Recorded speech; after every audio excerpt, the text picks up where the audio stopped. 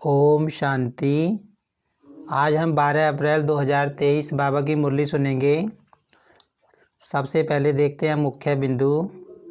आज बाबा ने बताया कि जो तुमको ज्ञान और योग मिल रहा है, बाबा ने कहा ज्ञान अमृत है और योग अग्नि है।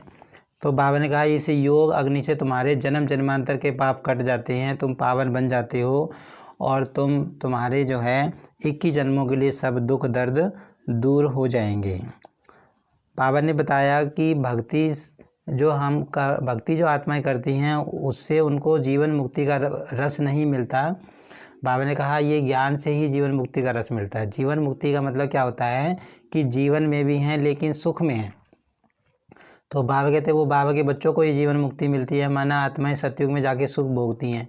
बाकी आत्माएं तो परम धाम में जाकर बैठ जाएंगी 2500 साल के लिए, जो ज्ञान नहीं ले रही हैं भक्ति करने वाली। तो बाबा कहते हैं उनको मुक्ति मिलती है। जीवन मुक्ति का मतलब होता है शरीर में भी हैं और सुख भी मिल रहा है। और वर्तमान समय कलयुग में बाबा कहते हैं कि सारी आत्माएं जीवन बंद में हैं, क्योंकि जीवन में भी हैं शरीर में भी है, लेकिन साथ में दुख दर्द भी उनके साथ लगा हुआ है। लेकिन बाबा कहते हैं तुम सतयुग में जाओगे तो वहाँ तुम ऐसा जीवन बिताओगे बिल्कुल सुख और शांति का, वहाँ दुख नहीं होगा बिल्कुल भी। फिर आगे बाबा ने बताया कि इस समय सागर का भी बंटवारा कर दिया है ना। तो बाबा कहते हैं कि सतयुग में तो एक राज्य एक धर्म होगा, वहाँ पर सागर का बंटवारा नहीं होता। वास्तव में बाबा ने कहा कि सागर तो एक ही है, लेकिन यहाँ पर बंटवारा कर दिया है।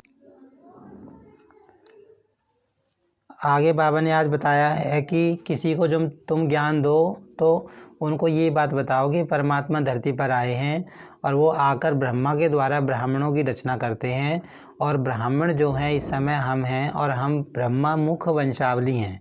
मतलब ब्रह्मा के मुख से जो परमात्मा ने अडॉप्ट किया जिनको, वो हम ब्रह्मा के बच्चे हैं। तो बाबा ने कहा उनको ऐसे ऐसे ज्ञान दो, उनको ऐसे परिचय दो कि परमात्मा आकर धरती पर ब्रह्मा मुख वंशावली ब्राह्मणों के द्वारा नई दुनिया की स्थापना का कार्य कर रहे हैं। अब सुनते हैं मुरली विस्तार से। आज की मुरली का सार है, मीठे बच्चे ज्ञान अमृत है और योग अग्नि है। ज्ञान और योग से तुम्हारे सब दुख दर्द दूर हो जाएंगे। बाबा कह रहे हैं कि जो ज्ञान बाबा सुना रहे हैं वो तो अमृत समान है, अमृत है।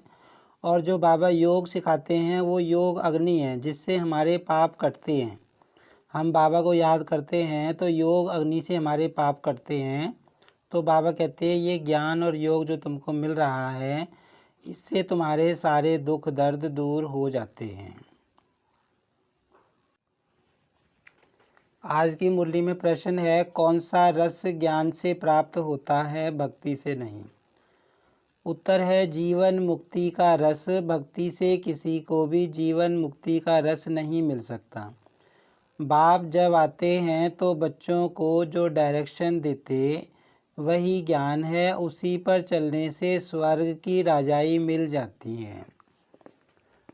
अब बाबा बता रहे हैं कि जो जीवन मुक्ति का रस है वो भक्ति में नहीं मिल सकता, वो ज्ञान में ही मिल सकता है। जीवन मुक्ति का मतलब क्या होता है? बाबा कहते हैं कि मैं मुक्ति और जीवन मुक्ति का वर्षा बच्चों को देता हूँ। तो मुक्ति का मतलब तो ये होता है कि आत्मा ऊपर चली जाएगी, परम धाम में जाकर बैठ जाएगी, धरती पर नहीं आएगी कुछ समय के लिए। माना शरीर में जन्म मरण में आने से कुछ समय के लिए छूट जाएगी। तो जो बाबा का ज्ञान नहीं ले रहे हैं, जो बाबा के बच्चे हैं, दुनिया की दूसरी आत्माएं, उनको मुक्ति मिल जाती है। 2500 साल तक वो ऊपर ही रहते हैं, मतलब परम धाम की शांति में रहते हैं। लेकिन हमको जीवन मुक्ति मिलती है। जीवन मुक्ति का मतलब क्या होता है? शरीर भी हम लेंगे, जन्म मरण में भी आएंगे, धरती पर पार्टी बजाएंगे और सुख भी भोगेंगे। मतलब जीवन के साथ सुख भी हो, वो जीवन मुक्ति है। स्वर्ग की राजाई हमको मिलती है, सतयुगी दुनिया का सुख हमको मिलता है। धरती पर आकर हम परम धाम में ही नहीं बैठे रहते, हम शुरू में ही धरती पर आ जाते हैं। तो बाबा कहते हैं वो जीवन मुक्ति का जो रस है, वर्षा है, वो बाबा का बनने के बाद ज्ञान मार्ग में ही मिलता है। भक्ति मार्ग में जीवन मुक्ति नहीं मिलती। और भगत भी कभी जीवन मुक्ति के लिए मेहनत नहीं करते, वो हमेशा चाहे साधु सन्यासी हों चाहे कोई भगत हो, वो हमेशा यही उनकी इच्छा रहती है कि हमको मुक्ति मिल जाए, हम जन्म मरण में ना आए, इस दुख दर्द से छूट जाएं। तो बाबा कह रहे हैं, गीत है भोलेनाथ से निराला ओम शांति। बच्चों का भोला बाबा बच्चों प्रति समझा रहे हैं। इसको कहा जाता है शिव भोला बाबा। हमेशा शिव को बाबा कहा जाता है। कोई चित्र देखे व न देखे परंतु याद करते हैं शिव भोलानाथ। शंकर व विष्णु व ब्रह्मा को भोलानाथ नहीं कहेंगे। भोला अक्षर कहने से मनुष्यों की बुद्धि में निराकार शिव बाबा का ही चित्र आता है। अब बाबा कहते भाई भोलानाथ और बाबा शिव के लिए प्रयोग किया जाता है। अब तुम बच्चे प्रैक्टिकल में जानते हो। अब भोलानाथ बाबा कहने से भक्ति मार्ग वालों का कोई मुख मीठा नहीं होता है। भल कितनी भी महिमा करते रहें, मुख मीठा नहीं होगा। अभी तुम बच्चे शिव बाबा को याद करते हो। शिव भोलानाथ बाबा कहने से मुख मीठा हो जाता है। अब बाबा कहते हैं भी शिव, पहली बात तो भक्ति में शिव को यथार्थ रीति कोई जानता नहीं है, वो तो शंकर को ही शिव समझ लेते हैं। तो भले वो भोलानाथ कहते हैं, बाबा कहते हैं, लेकिन उनका मुख मीठा नहीं आता मतलब भाई उनको फीलिंग नहीं आती वो हमारा बाप है, हम उसके बच्चे हैं। उनको फीलिंग यही रहती है कि हम दास हैं। वो हमेशा महिमा क्या करेंगे कि हे भगवान हम तेरे चरणों की धूल के बराबर हैं। वो हमेशा परमात्मा का अपने को दास समझते हैं। अब बाबा कहते हैं लेकिन इस समय जब हमको ज्ञान मिल जाता है, हम बाबा के बन जाते हैं, तो हमको फीलिंग आती है कि वो हमारा बाप है। मीठे मीठे बच्चे कहने वाला, हमको लाड प्यार करने वाला, ज्ञान देने वाला, नई दुनिया में ले जाने वाला, वो हमारा बाप है। तो जब हम प्यार से कहते हैं मेरा बाबा शिव बाबा, तो हमारा मुख मीठा होता है, मतलब अंदर में फीलिंग आती है, खुशी होती है। तो वो बात बाबा बता रहे हैं।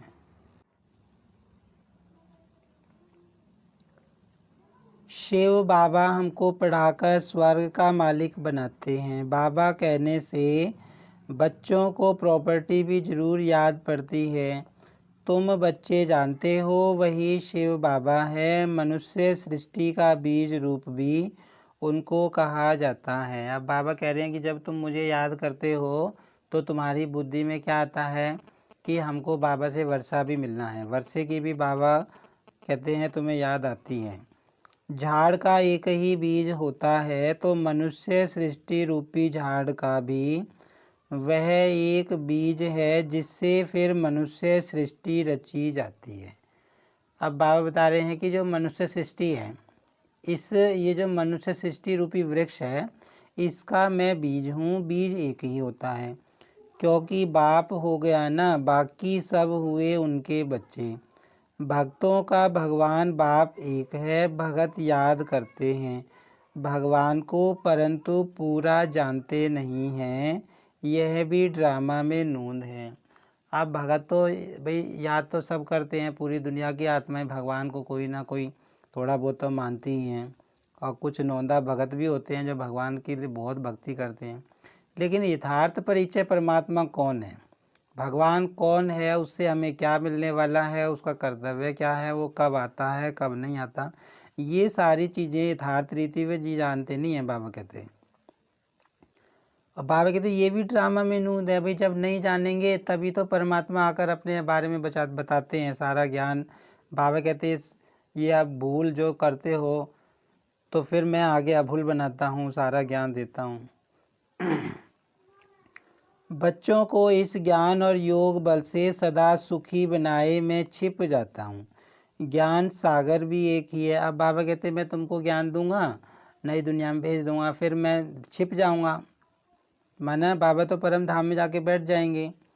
जैसे वह पानी का सागर भी एक ही है, उनको बांटा गया है।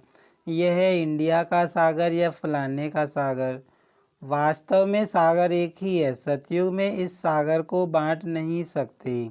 एक ही सागर रहता है जिसके तुम मालिक बनने वाले हो।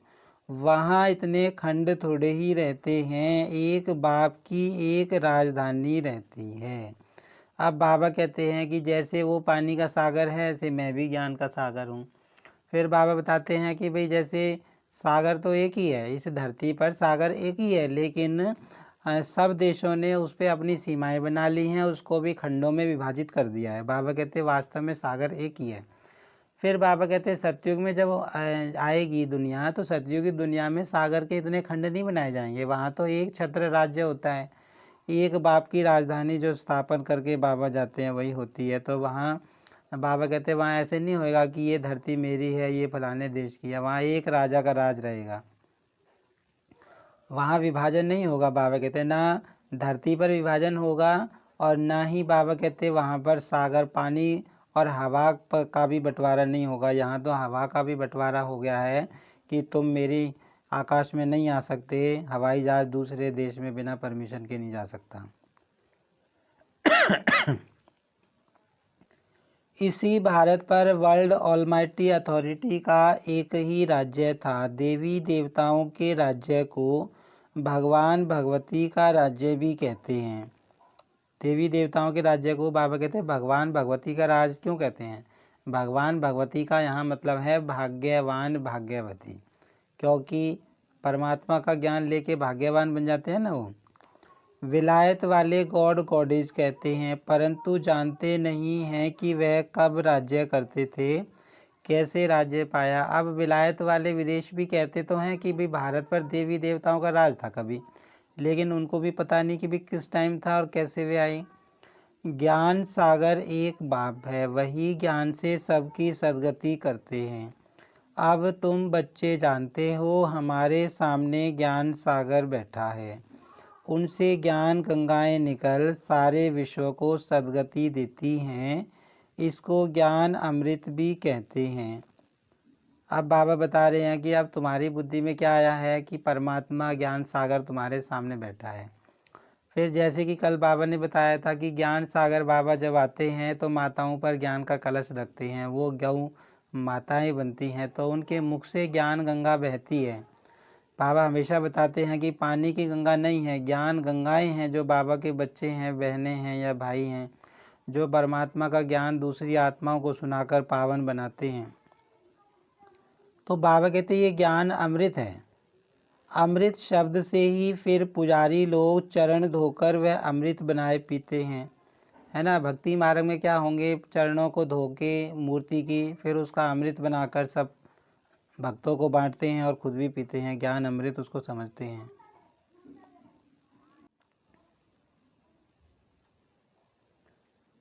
वास्तव में उसको अमृत नहीं कहा जाता। बाबा कहते हैं भक्ति में जो बांटते हैं प्रसाद के रूप में ज्ञान अमृत, बाबा कहते हैं वो नहीं, अमृत जो नाम देते हैं उसको, बाबा कहते हैं वो अमृत नहीं है। वास्तव में अमृत ये है जो परमात्मा ज्ञान दे रहे हैं। आजकल दवाइयों का भी नाम अमृत रखा है, कई सारी आयुर्वेदिक दवाइयों के नाम के पीछे भी अमृत लगाते हैं। तो बाबा बता रहे हैं जिससे सब दुख दूर होते हैं, वह भी बात नहीं। यह तो बाप बैठ बच्चों को योग सिखाते हैं। योग को अमृत नहीं कहा जाता। योग अग्नि से तुम्हारी सब बीमारियां 21 जन्मों के लिए दूर होंगी, इस जन्म की नहीं, इसमें तो अंत तक भोगते रहेंगे। अब बाबा बता रहे हैं कि योग जो बाबा सिखाते हैं वो है योग अग्नि। तो हम बाबा से योग लगा के अपने सारे पाप काटते हैं। बाबा कहते हैं योग अग्नि से तुम्हारी सब बीमारियां 21 जन्मों के लिए दूर हो जाती हैं। यह है योग की बात। बाप कहते हैं योग लगाओ तो तुम्हारी सब बीमारियां नष्ट होंगी, फिर कब बीमार होंगे ही नहीं। बाबा कहते हैं इस समय जब तुम योग लगाओगे तो 21 जन्मों के लिए निरोगी बन जाओगे। तुम पुरुषार्थ करते हो बाप से हेल्थ वेल्थ लेने लिए, वहाँ कोई बीमारी होती ही नहीं। मैं तुमको ऐसे कर्म सिखलाता हूँ जो कभी बीमारी होगी ही नहीं, है ना। बाबा हमको श्रीमत दे रहे हैं और श्रीमत पर चलकर हम अच्छे कर्म ही तो सीख रहे हैं। तो बाबा कहते हैं ऐसे कर्म तुम अभी सीख रहे हो जो वहाँ हारी बीमारी नहीं होगी और योग से तुम निरोगी बन जाओगे। कहते हैं व्यास भगवान ने शास्त्र बनाए, परंतु यह तो सब ड्रामा में नूंद है। नाम पड़ गया है व्यास का, यह है बना बनाया ड्रामा। जो भी तुमने देखा वह सब ड्रामा में नूंद है, अनादि बना बनाया है, यह बदल नहीं सकता। भक्ति मार्ग द्वापर से प्रारंभ हो जाता है। अब बाबा कहते हैं ये जो ड्रामा बना हुआ है ये हूबहू हर कल्प के बाद रिपीट होता है, इसमें कोई चेंजिंग नहीं हो सकती। हमको जो पार्ट मिला है वो सेम अगले कल्प में मिलेगा, ये बना हुआ है। भल कोई कितनी भी भक्ति करे, शास्त्र पढ़े, परंतु वापस नहीं जा सकता। सतो प्रधान से तमो प्रधान में जरूर आना है, इस कर्म क्षेत्र से बाहर कोई जा नहीं सकता। अब बाबा बता रहे हैं कि चाहे कोई कितना ही भक्ति कर ले, कितनी ही तपस्या कर ले, लेकिन उसको मुक्ति नहीं मिल सकती। वो परम धाम में जा नहीं सकता बीच में। परम धाम में जाने का गेट कब खुलता है? जब महाविनाश होता है, जब परमात्मा धरती पर आ जाते हैं, तभी आत्माएं बाप के साथ, अकेली फिर भी नहीं, बाप के साथ ही परम धाम में जाती हैं। बीच में बाबा कहते कोई कितनी मेहनत कर ले, जब तप कर ले, पूजा पाठ कर ले, तपस्या कर ले, ऊपर नहीं जा सकता। तुम जानते हो हम सो सतो प्रधान थे, अब हम सो तमो प्रधान बने हैं। ड्रामा अनुसार बनना ही है। भक्ति मार्ग में रात शुरू हो अंधियारा हो जाता है। पहले इतना अंधियारा नहीं होता है जितना अभी है। रात को भी पहले सतो प्रधान फिर सतो रजो तमो कहा जाता है। धीरे धीरे कला कमती होते होते घोर अंधियारा हो जाता है। अभी सृष्टि पर बेहद का ग्रहण है। अब बाबा क्या समझा रहे हैं कि जो अज्ञानता का अंधेरा है, पाप का अंधेरा है ना, 5 विकारों का अंधेरा है दुनिया में, अधर्म का, वो एकदम से इतना नहीं हो गया, एकदम काली रात नहीं बनी है। बाबा कहते द्वापर से विकार आने शुरू हुए तो थोड़ा थोड़ा अंधियारा शुरू हुआ, थोड़ा थोड़ा अज्ञान बढ़ने लगा, थोड़े थोड़े अधर्म शुरू हुआ, है ना। बाबा कहते तो वो धीरे धीरे बढ़ते हुए इस समय बिल्कुल पीक पे पहुंच गया है। तो बाबा कहते हैं इस समय तो बिल्कुल सृष्टि को बेहद का ग्रहण लग गया है क्योंकि इतना दुख दर्द बढ़ गया, इतना दुख दर्द ये शुरू से थोड़ी ना था, एकदम घोर अंधियारा है। इस चंद्रमा की बात नहीं, यह सारे विश्व की बात है। अब बाबा कहते हैं एक चंद्रमा की बात नहीं है, सारे विश्व की बात है। रावण का ग्रहण लगा हुआ है, द्वापर से लेकर सारे विश्व को ग्रहण लगना शुरू होता है। थोड़ा थोड़ा लगता है, 2500 वर्ष लगता है, जबकि अंत में भारत बिल्कुल ही काला हो जाता है। अभी है बिल्कुल घोर अंधियारा। अब बाबा बता रहे हैं कि 5 विकार की आने की स्टार्टिंग द्वापर से शुरू हो जाती है, तो थोड़ा थोड़ा ग्रहण लगना शुरू होता है। ग्रहण मतलब विकारों का, अधर्म का, पापाचार का, है ना। वो बढ़ते बढ़ते इस समय बाबा कहते हैं भारत बिल्कुल ही काला हो गया है। जैसे दिखाते हैं ना अभी पूर्ण, जब पूरा ग्रहण लगता है तो कुछ भी दिखाई नहीं देता, सब कुछ छिप जाता है। चंद्र ग्रहण लगता है तो सब कुछ छिप जाता है। तो ऐसे ही बाबा समझा रहे हैं कि इस सृष्टि को भी ग्रहण लगा हुआ है, माना दुख का, शांति का, विकारों का, अज्ञानता का। घोर सोजरा अर्थात दिन बनाने वाला है बाप। फिर बाबा कहते कि जब बिल्कुल अंधियारा हो जाता है तब बाबा आके उसको दिन बनाते हैं। पतित को पावन बनाने वाला है बाप। माया रावण फिर रात घोर अंधियारा बनाती है। भक्ति करते भगवान को याद करते ही आते हैं। भगवान भगवान को तो याद नहीं करेंगे, सर्वव्यापी के ज्ञान वालों को समझाना चाहिए गॉड फादर इज वन। अब बाबा सर्वव्यापी की पॉइंट पे समझा रहे हैं। बाबा कहते हैं अगर तुम कहो चलो परमात्मा सबके अंदर है और सब भगवान को बुला भी रहे हैं, दुखी हैं, तो बाबा कहते हैं क्या भगवान भगवान को याद करेगा? तो बाबा कहते जो ये कहते हैं कि परमात्मा सर्वव्यापी है, कण कण में है, मेरे अंदर है, तेरे अंदर है, तो बाबा कहते उनको ये समझाओ कि परमात्मा एक है, सबके अंदर नहीं है। वह है मनुष्य सृष्टि का बीज रूप, बाकी सब हैं रचना। बाबा कहते ये समझाओ कि भाई रचयिता एक है, रचना सारी हैं। रचना की ऐसी महिमा कभी हो नहीं सकती। अगर कोई आत्मा सो परमात्मा कहे तो उनकी महिमा गाई नहीं जा सकती। गायन उस एक बाप का ही है। भाई सारी महिमा परमात्मा शिव की है, निराकार ज्योति बिंदु है ना, जो ऊंचते ऊंचे, सारी महिमा उसकी है। देहधारियों की महिमा थोड़ी ना ये। वह पतित पावन मनुष्य सृष्टि का बीज रूप सत्य है, चैतन्य है, आनंद का सागर, ज्ञान का सागर है। कोई भी मनुष्य की यह महिमा हो नहीं सकती। ज्ञान से जीवन मुक्ति का रस 1 सेकंड में आ जाता है।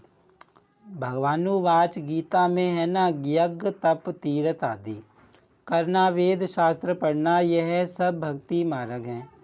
इनसे कोई भी मेरे पास नहीं आ सकता। जैसा कि बाबा ने आज शुरू में बताया कि भक्ति मार्ग कोई कितना ही करे, पूजा पाठ तप शास्त्र पढ़े, लेकिन बाबा कहते वो मुझसे मिल नहीं सकता और ना उसको जीवन मुक्ति का रस मिल सकता है। इनसे कोई भी मेरे पास नहीं आ सकता है। पिछाड़ी में सबको पाठ बजाने आना है। गॉड फादर इज वन, वही करण करावनहार है। इसीलिए ब्रह्मा से सतयुगी आदि सनातन देवी देवता धर्म की स्थापना कराते हैं।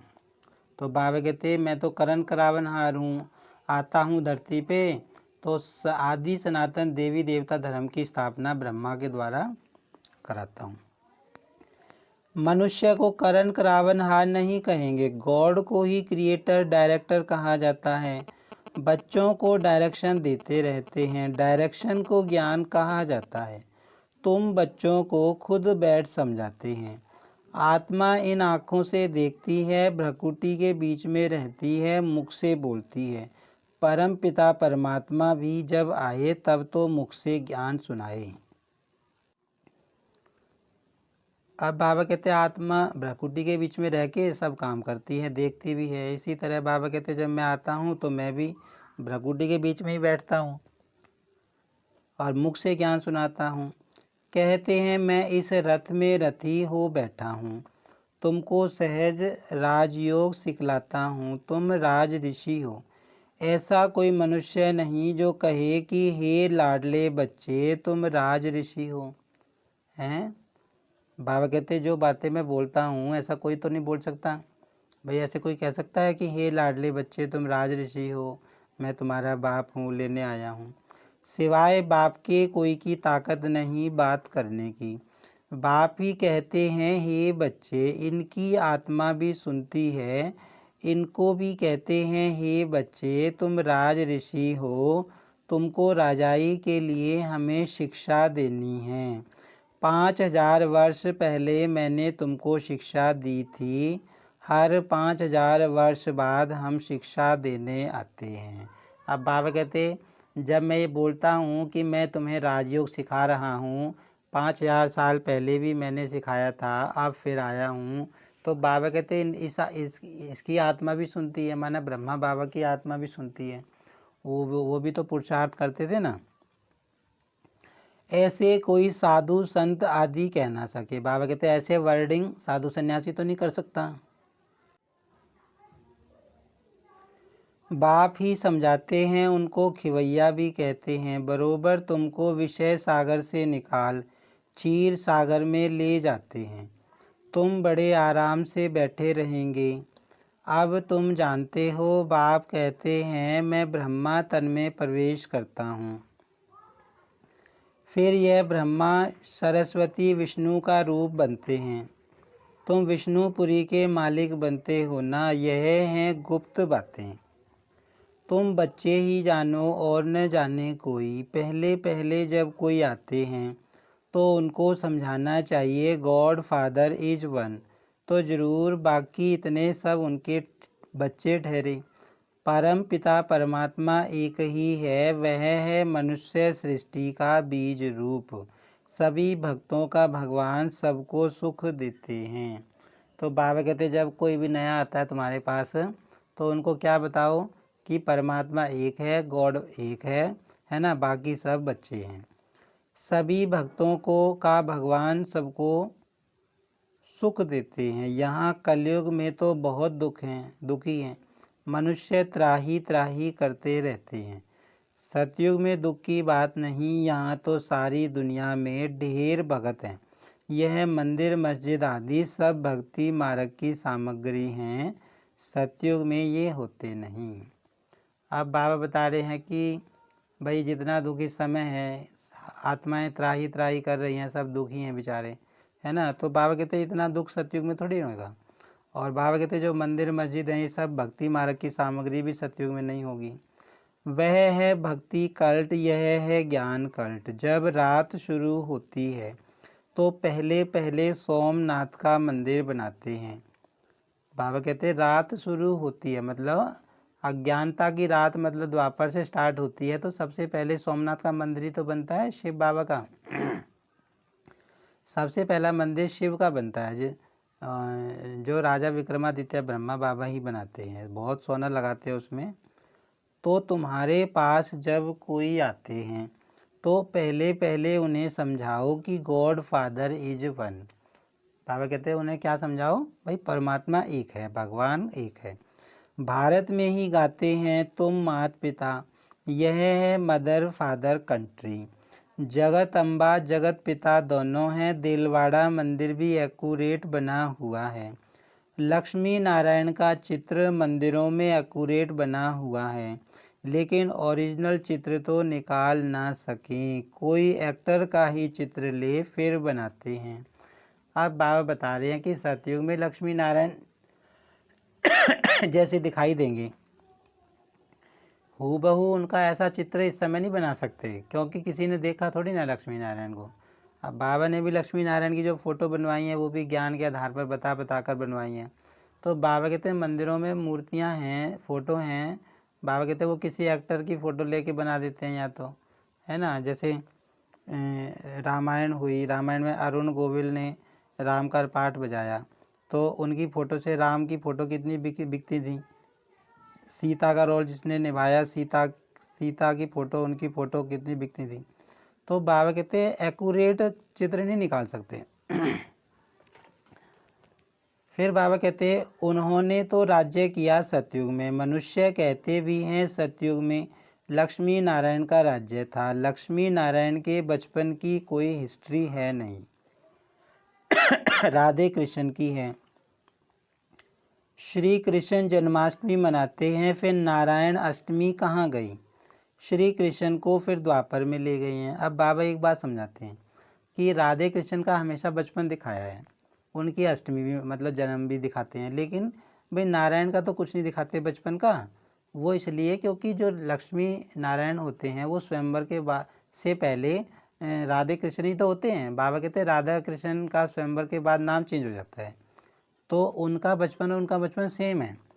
श्री कृष्ण को फिर द्वापर में ले गए हैं। राधे कृष्ण तो प्रिंस प्रिंसेस हैं, दोनों अपनी अपनी राजधानी में रहते हैं।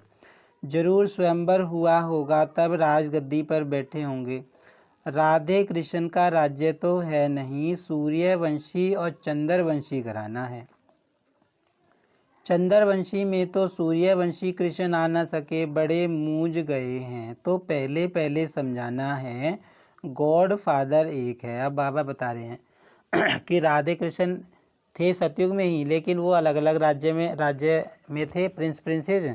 फिर स्वयंवर के बाद वो महाराजा बने लक्ष्मी नारायण। तो बाबा कहते पहले पहले पार्ट यही दो कि भाई भगवान एक है, वह होते हैं हद के फादर।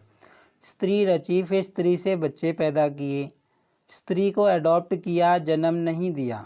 बेहद का बाप भी कहते हैं मैं इनमें प्रवेश कर अडॉप्ट करता हूँ। भगवान ने सृष्टि कैसे रची यह किसको भी पता नहीं है ना। बाबा कहते हैं कि परमात्मा आकर सृष्टि कैसे रचते हैं, भाई ब्रह्मा के मुख के द्वारा बच्चे अडॉप्ट करते हैं। बाबा कहते हैं ऐसे नहीं कि प्रलय हो जाती फिर सागर में पत्ते पर आते हैं। अगर ऐसा है तो अकेला कृष्ण कैसे सृष्टि रचेगा, फिर तो दो चाहिए, फीमेल भी चाहिए। परंतु ऐसी कोई बात है नहीं। बाप कहते हैं मैं अडॉप्ट करता हूँ, तुम सब कहते हो बाबा हम आपकी मुख वंशावली हैं। मैं इस मुख का आधार लेता हूँ, कहता हूँ हे बच्चे, तुम भी कहते हो हे शिव बाबा हम आपके बच्चे थे फिर बने हैं।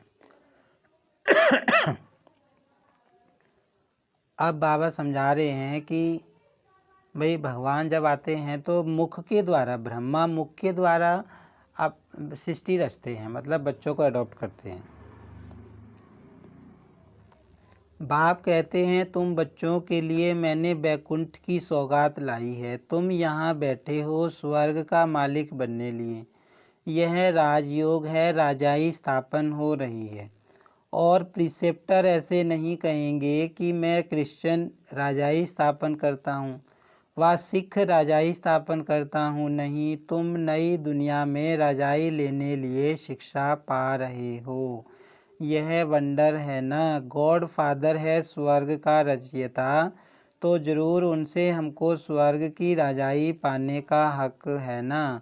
सतयुग में राजाई थी, मनुष्य सृष्टि कैसे क्रिएट करते हैं अभी तुम जानते हो। बाबा कहते जो धर्म गुरु आते हैं वो सिर्फ धर्म स्थापन करते हैं, है ना, वो राजाई स्थापन नहीं करते। वो तो संख्या बाद में बढ़ जाती है तब राजा रानी हो जाते हैं उसको ये धर्म के, लेकिन राजाई स्थापन सिर्फ शिव बाबा ही करते हैं।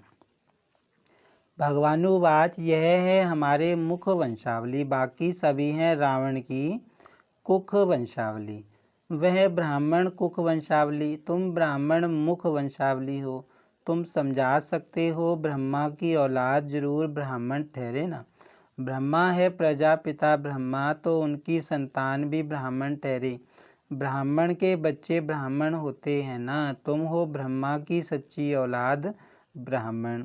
ब्राह्मण है सबसे ऊंच, ब्राह्मणों को चोटी में रखा जाता है। जैसे ऊंचते ऊंच भगवान शिव बाबा को त्रिमूर्ति से उड़ा दिया है, वैसे ऊंचते ऊंच ब्राह्मणों को भी चोटी से उड़ा दिया है। विराट रूप में ब्राह्मणों को नहीं दिखाते हैं। अब बाबा कहते हैं उनको समझाओ कि पर भगवान जब आते हैं तो ब्रह्मा के द्वारा बच्चे बनाते हैं, तो वो ब्रह्मा के बच्चे ही ब्राह्मण सच्चे सच्चे कहलाते हैं। तो बाबा कहते जो इन्होंने चित्र बनाया उसमें ब्राह्मण दिखाए नहीं है, ब्राह्मण ऊंच चोटी हैं क्योंकि परमात्मा उनको मिलता है। सिर्फ कहते हैं देवता क्षत्रिय वैश्य शूद्र, पहले पहले तुम ब्राह्मण हो। तुम कितनी भारी सेवा करते हो। ऊंचते ऊंच भगवान, फिर उनसे पैदा किए हुए तुम बच्चे हो।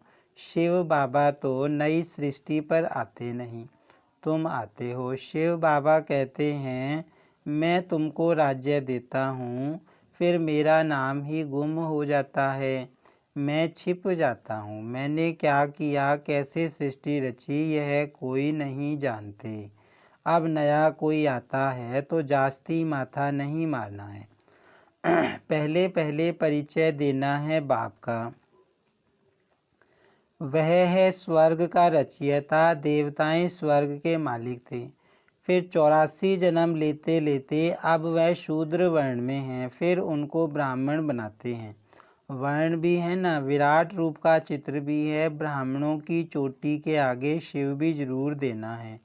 जैसे त्रिमूर्ति पर शिव दिखाते हैं वैसे ब्राह्मणों के ऊपर भी शिव दिखाना है। अब बाबा बता रहे हैं कि तुम्हें चित्र कैसे कैसे बनाने हैं, समझाना है। शिव बाबा ब्रह्मा द्वारा ब्राह्मण बनाते हैं, वह फिर ब्राह्मण सो देवता सो क्षत्रिय सो वैश्य शूद्र बनते हैं। बाबा कहते ऐसे कोई नई आत्मा आती है उनको बताओ कि पहले ब्राह्मण बनते हैं, फिर वैश्य शूद्र क्षत्रिय माना सारे वर्ण आते हैं। पहले पहले तो कोई को भी अलफ ही समझाना है। वह बाप इस ब्रह्मा द्वारा सृष्टि रचते हैं तो सब भाई बहन हो जाते। शिव की संतान तो सब आत्माएं हैं ही। फिर मनुष्य सृष्टि रची जाती है तो पहले पहले ब्रह्मा सरस्वती ब्राह्मण, फिर देवता क्षत्रिय बनते हैं। ऐसे यह मनुष्य सृष्टि का झाड़ वृद्धि को पाता है। उसी बाप को सब भूले हुए हैं। देखो बाप दादा कितना क्लियर कर समझाते हैं, बच्चों को भी सीखना है। बाबा कहते हैं ऐसे ऐसे करके बिल्कुल क्लियर करके आत्मा को ज्ञान दो। अच्छा मीठे मीठे सिक्की लदे बच्चों प्रति मात पिता बाप दादा का याद, प्यार और गुड मॉर्निंग। रूहानी बाप की रूहानी बच्चों को नमस्ते। हम रूहानी बच्चों की रूहानी बाप दादा को प्यार और नमस्ते। धारणा के लिए सार है, हम राजऋषि हैं, स्वयं भगवान हमें राजयोग सिखाकर राजाई का वर्षा देते हैं। इस नशे में रहना है, माना हम राजऋषि हैं, ये याद रखना है, नशा रहना है। योग अग्नि से विकर्मों को दग्ध कर सब बीमारियों से सदा के लिए मुक्त होना है। इस जन्म के कर्म भोग को याद में रह चुकतू करना है। बाबा कहते हैं योग अग्नि से पाप काटने हैं। वरदान है, पवित्रता की विशेष धारणा द्वारा अति इंद्रिय सुख का अनुभव करने वाले ब्रह्मचारी भव। ब्राह्मण जीवन की विशेष धारणा पवित्रता है। यही निरंतर अति इंद्रिय सुख और स्वीट साइलेंस का विशेष आधार है। अब बाबा बता रहे हैं ब्राह्मण जीवन की सबसे पहली धारणा कौन सी है? पवित्रता। और इस पवित्रता के आधार पर ही बाबा कहते हैं तुमको अति इंद्रिय सुख महसूस होता है, स्वीट शांति, स्वीट साइलेंस की अनुभूति होती है। पवित्रता सिर्फ ब्रह्मचर्य नहीं, लेकिन ब्रह्मचारी और सदा ब्रह्मचारी अर्थात ब्रह्मा बाप के आचरण पर हर कदम चलने वाले, संकल्प बोल और कर्म रूपी कदम ब्रह्मा बाप के कदम ऊपर कदम हो। ऐसे जो ब्रह्मचारी हैं उनका चेहरा और चलन सदा ही अंतर्मुखी और अति इंद्रिय सुख की अनुभूति कराएगा। अब बाबा कहते हैं पवित्रता का मतलब ब्रह्मचर्य नहीं है। पवित्रता का मतलब क्या है? ब्रह्मचारी बनना, माना ब्रह्मा के आचरण पर चलना, माना संकल्प बोल और कर्म के हिसाब से ब्रह्मा बाप को फॉलो करना। बाबा कहते हैं स्लोगन है, सेवा में त्रिकालदर्शी का सेंस और रूहानियत का एसेंस भरने वाले ही सर्विस एबल हैं। अच्छा, ओम शांति।